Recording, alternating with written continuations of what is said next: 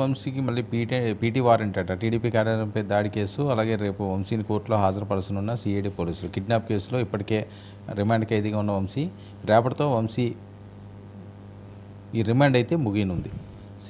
CID అయితే కోర్టులో హాజరుపరిచే అవకాశం ఉంది. వంశీకి బెయిల్ వస్తుందని ఒక వర్గం, రాదని ఒక వర్గం, కక్ష సాధింపని మరొక వర్గం, ఇంకా ఇంకొకరు అరెస్ట్ అవుతారు, ఇదిగో అరెస్టు అదిగో అరెస్టు, ఇంకో నాని వస్తున్నాడు, వీళ్ళ ఫ్రెండ్ వస్తున్నాడు, వీళ్ళిద్దరు జైల్లో ఉంటారు. ఇవన్నీ కూడా అసలు ఇవన్నీ ఏ రకంగా చూడాలి సార్? రాజకీయ పరంగా జరిగిన అంశాలా, ఇందులో తప్పులు ఉన్నాయని అరెస్టులు చేసిన అంశాలు అనుకోవచ్చా? వాళ్ళు ఇప్పుడు కొన్ని నిర్దిష్టమైన ఫిర్యాదులతో ఎఫ్ఐఆర్లతో అరెస్ట్ చేస్తున్నారు. ఇక్కడికి వచ్చేసరికి ఎస్సీ ఎస్టీ అట్రాసిటీస్ కేసు, ఆయన కిడ్నాప్ చేశారు, ఆ వీడియో కూడా ఆ ఫుటేజ్ కూడా దొరికిందని మంత్రులే బయట పెడుతున్నారు. కాబట్టి ఇక్కడేమీ ఈ తాడు వంగడం లేకుండా నిరాధారమైన అరెస్టులని మనం ఏం చెప్పలేం కదా. రాజకీయ కక్ష సాధింపు మాటల్లో ఉండొచ్చు, కానీ కోర్టుల ద్వారా జరిగిన తర్వాత, కోర్టు ఆమోదం ఉన్న తర్వాత అది కేవలం కక్ష సాధింపు అంటే ఎలా కుదురుతుంది? ఒక్కొక్కరి మీద ఒక అరడజను కేసులు, అరడజను యాంగిల్స్ ఉన్నాయి.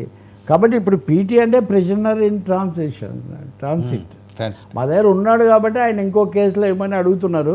మధ్యాహ్నం తర్వాత ఆంధ్రప్రదేశ్ హైకోర్టు ఈ విషయం టేకప్ చేస్తుందన్నారు. బహుశా వంశీని విచారించడానికి కోర్టు అనుమతించే అవకాశం ఉంది.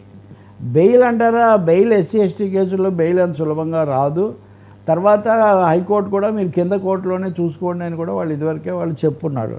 నానీలు ఒకటైతే ఉంది, ఇంకా మేము అరెస్టులు అవుతాము అనే వైఖరి ఇప్పుడు అసెంబ్లీకి వచ్చినట్టే అరెస్ట్ అవ్వాలి అని కూడా వైసీపీ వాళ్ళు నిర్ణయించుకున్నారు. ఇంకా అరెస్టులు తప్పించుకోవటము, దాని మీద చర్చలు ఇవే కాదు, నేను అసలు బయటే ఉన్నాను, నన్ను ఎందుకు అరెస్ట్ చేయట్లేదు నాకు తెలియదని పేరుని నాని కొడలని ఇద్దరు కూడా చెప్పేశారు. ఇంకా అంటే మనం ఒక వారం కిందట 10 రోజుల కిందట చర్చించినప్పటికీ ఇప్పటికీ తేడా ఉంది. వాళ్ళు ఇప్పుడు ఓవర్ గ్రౌండే మీడియాతో కూడా మాట్లాడుతున్నారు, జగన్తో తిరుగుతున్నారు. కాబట్టి ఎవరెవరిని అరెస్ట్ చేస్తారో వాళ్ళు చేసి తప్పకుండా పోలీసులు కోర్టు ముందు హాజరుపరచవచ్చు. కోర్టు చెప్పిన మేరకు వాళ్ళు చట్ట ప్రకారం వాళ్ళు ప్రొసీడ్ అవ్వచ్చు.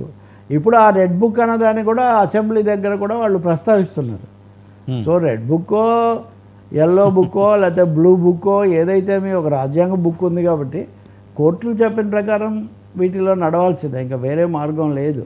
ఇప్పుడు వైసీపీ వాళ్ళు కూడా మాజీ మంత్రులు చాలామందిని చాలా కేసుల్లో అరెస్ట్ చేశారు. అదే ఇక్కడ కూడా వర్తిస్తుంది కదా, ఇంకా వేరే విధంగా ఏం మాట్లాడతారు? కేసే లేదు, గజం మెచ్చా పలాయనం ఇచ్చా అంటే ఎట్లా? ఆయన ఎవరో సత్యవర్ధన్ ఎవరో అతన్ని తీసుకుపోవడం అవన్నీ కనిపిస్తున్నాయి కదా. వాటిని మీరు కోర్టులో వాదోపవాదాల్లో నిరూపించుకోవాలి తప్ప ముందే అసలు ఏం విలువ లేదంటే కుదరదు కదా. అందుకని ఇది కొనసాగుతుంది, ఈ అరెస్టుల డ్రామా, కేసుల డ్రామా ఇంకా చాలా రోజులు. ఇది పెద్ద సీరియల్, మెగా సీరియల్ వేసుకోండి. కేసులు అనేవి ఒక మెగా సీరియల్, మనం చాలా రోజులు చూడాల్సి ఉంటుంది. ఇందులో హీరోలు, విలన్లు వాళ్ళ చూపును బట్టి ఉంటారు. మావాడిని అరెస్ట్ చేశారు అనవసరంగా అని వీళ్ళు హీరోలాగా చెప్పొచ్చు, అసలు వాళ్ళు చాలా చాలా తప్పైన అవతల వాళ్ళు చెప్పొచ్చు. ఒకటే కక్ష సాధింపు కోసం జరుగుతుందని కాకుండా అక్కడ ఒక కేసును బట్టి జరుగుతుంది అనే ప్రజలకు నమ్మకం కలిగించాల్సిన బాధ్యత ప్రభుత్వం మీద. సార్, మీరు చాలామంది రాజకీయ నాయకులతో మీకు పరిచయాలు ఉన్నాయి, చాలామంది మీతో మాట్లాడుతారు, చాలామంది సోషల్ యాక్టివిటీస్ తోటి కూడా మీరు మాట్లాడుతుంటారు. ఆంధ్రప్రదేశ్లో ఈ అరెస్టులు, ఇదిగో వీళ్ళు అరెస్ట్ వాళ్ళు అరెస్తుంది, ఈ ప్రచారం అది నెగిటివ్ అవుతుందా, పాజిటివ్ అవుతుందా సార్ ప్రభుత్వానికి? మీకు ఖచ్చితంగా అది అంత పాజిటివ్గా ఏమీ రావట్లేదు. అంటే సానుకూల ముద్ర వచ్చే కంటే ఎవరో కొంతమంది వీరశైవులైన వాళ్ళు మనం వెనకబడిపోతున్నాము, మనం దెబ్బతింటున్నాము అంటున్నారు. కాబట్టి వాళ్ళని సంతృప్తి పరచడం కోసం అవసరాన్ని మించి అరెస్టులు చేయొచ్చు. ఏదో తిన్నామని మెడలో ఎముకలో వేసుకొని అక్కర్లేదు అన్నట్టుగానే అది ఒక సహజ సిద్ధమైన శాసన ప్రక్రియలాగా జరగాల్సిన దాన్ని అది రాజకీయ కక్ష సాధింపులాగా, రోజువారీ యుద్ధంలాగా, డైలీ వార్, అది డైలీ వార్ కాకూడదు కదా. పాలిటిక్స్లో డైలీ వార్ లాగా మారిపోయి ఇదేదో రాజకీయంగా సవాళ్ళు, ప్రతి సవాళ్ళు, ఈ లోపల ఎందుకు అరెస్ట్ చేయలేదు, అసలు ఐఏఎస్లోనే ఆయన ఉండకూడదు ఈయన ఉండకూడదు అని చెప్పి ఈ వాతావరణాన్ని టీడీపీని బలంగా బలపరిచిన మీడియా కూడా బలంగా విమర్శించింది. ఏదైనా ఉంటే చర్య తీసుకొని ఇప్పుడు ఇంత డ్రామా ఎందుకు? అసలు వంశీ అనే ఆయన గన్నవరమే కదా, పక్కనే కదా ఉన్నారు, ఎంతకాలం ఆయన బయట మామూలుగా మీరు ఎందుకు తెలుసుకోలేకపోయారు? మీకు నిఘా అనేది అసలు లేదా?